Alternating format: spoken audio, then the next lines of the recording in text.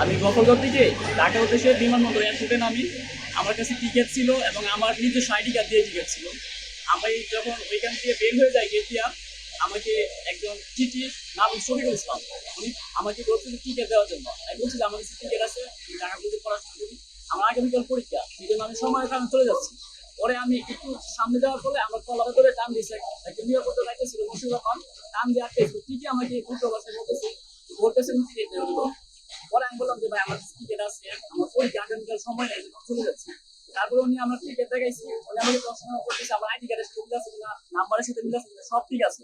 তারপরে আমি যখন এগুলো বলার পরে আমি বললাম তাহলে আপনি যখন মূল্যবান সময়টা নষ্ট করলেন আমার বলার পরেও, তাহলে এখন আপনার সবারই টিকিট দেখুন।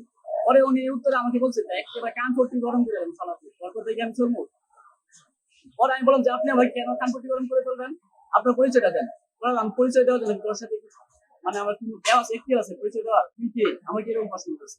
পরে আমাকে দুই তিনজন টিটি মিলে মত করার চেষ্টা করি। তারপরে আমি এখান থেকে যাই, বড় যে মানে স্টেশন মাস্টার আছে ওনার কাছে বিচার করি।